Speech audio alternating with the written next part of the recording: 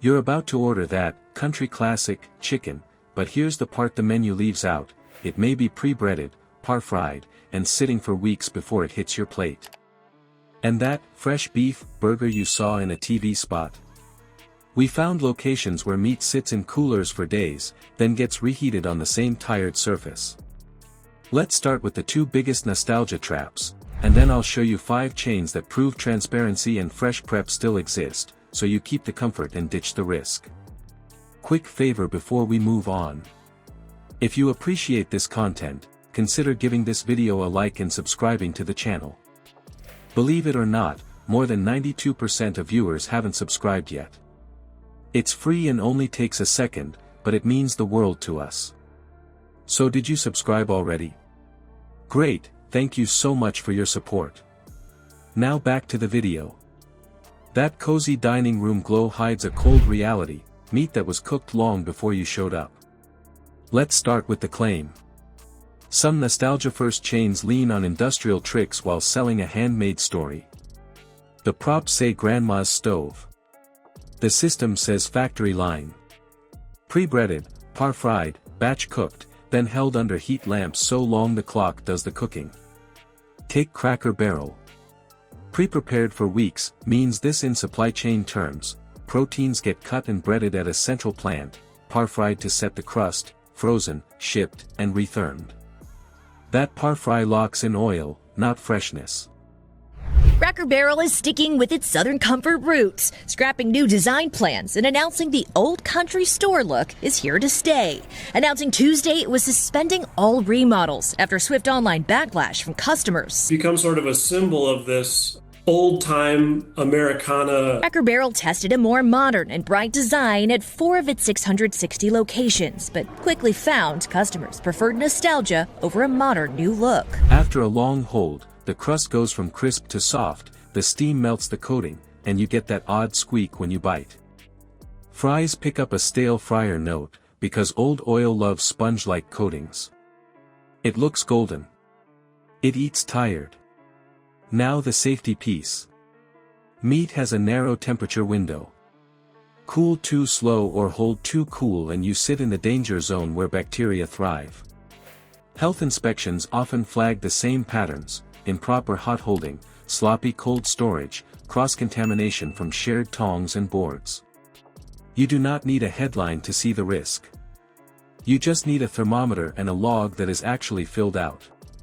IHOP sells fresh beef vibes, but store-level reality often means frozen patties or pre-cooked proteins that get reheated on a loaded, undercleaned griddle. Backlash prompting Cracker Barrel to release a new statement saying, "You've shared your voices in recent weeks, not just on our logo but also on our restaurants. If your restaurant hasn't been remodeled, you don't need to worry. It won't be." Where do things stand as a whole with the restaurant industry, particularly these longtime chains that have been struggling? Yeah, I think that a lot of these efforts to sort of revitalize and reignite some of these older brands have been successful. Just 2 years ago, Cracker Barrel brought in CEO Julie Massino to refresh the brand. But the struggle to lure new customers and keep nostalgia alive is a shared one. That flattens flavor and drives off surface moisture, so the meat steams instead of sears. The color turns gray, like a sweatshirt after too many washes. Bacon and sausage that arrive pre-cooked reheat fast, but the bite goes rubbery and the fat tastes cooked twice. Repeated reheats wring out moisture, toughen proteins, and oxidize color. Health codes require tight time and temp logs for this exact reason. Many sites struggle to keep those logs accurate during rushes, and quality drops first. Learn the tells. Perfectly uniform edges. Spongy bite. Weeping liquid. Same texture top to bottom. A flat, stale fryer smell. If you still go, order around the risk. Skip long-hold fried chicken and batch beef at Cracker Barrel. At IHOP, stick to pancakes and short-order eggs. The real kicker: some chains show their prep and keep meat moving fast. What happens when a chain lets you watch the line and backs it up with steady delivery and cook-to-order timing? You stop gambling with gray meat and start getting meat that eats like meat. Let's start with the solve. Pick places that expose their process. Open kitchens. Frequent deliveries. Cutting or carving in-house so the clock starts later and the plate hits your table faster. P.F. Chang's shows the model. The wok line is right there, hot and loud, with hand-cut proteins and USDA choice-level beef. Stir-fry is fast by design, so juices stay in and the food spends less time in the danger zone. That flash heat gives you a sear without drying the center. Now let's move on to the Cheesecake Factory. Huge menu, but the meats land by routine deliveries and cook to order, not scoop and serve. Thick cuts like steaks and chops hit the grill when you ask, which means the crust forms on your plate, not under a heat lamp. Buffalo Wild Wings keeps it tighter. They focus on chicken, so turnover is high and holding windows are short. No pre-breading marathons, no par-cook shuffle. The result is crisp skin, cleaner oil flavor, and a bite that still tastes like chicken, not fryer fatigue. Brazilian steakhouses run a different playbook. Continuous carving, open fire, and controlled doneness with constant rotation. When throughput stays high, the next slice is hot off the flame, with a salt-forward crust and consistent centers across the board. Then there's Maggiano's Little Italy. Family style, fresh proteins, breaded in-house. Same-day braise beats a days-old reheat because connective tissue relaxes once, not twice. You get depth from the pot, not sludge from a steam table. Here's the research-backed piece.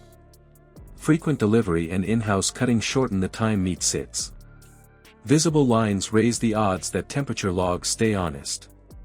Hot, direct sear kicks off the Maillard reaction, then carryover heat finishes gently, so texture stays tender and juices don't gush out like a squeezed sponge. Your simple list: go where meat moves fast, prep is visible, and staff can answer hold time and sourcing questions without dodging. So what is the takeaway? Nostalgia is decor, transparency is policy. Choose the policy. Charm is set dressing. What protects you is turnover, time, and temperature. Fast movement, short holds, correct heat. That is the shield between you and limp, gray meat.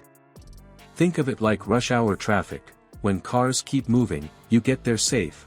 When they stall, risk piles up. You control more than you think. Ask how the meat is prepped. Watch the line. Scan reviews for meat complaints. If this gave you something to chew on, hit like and subscribe, and drop the chain you trust, or avoid, in the comments. Keep the comfort, ditch the risk. Pick places that show their work and keep meat moving.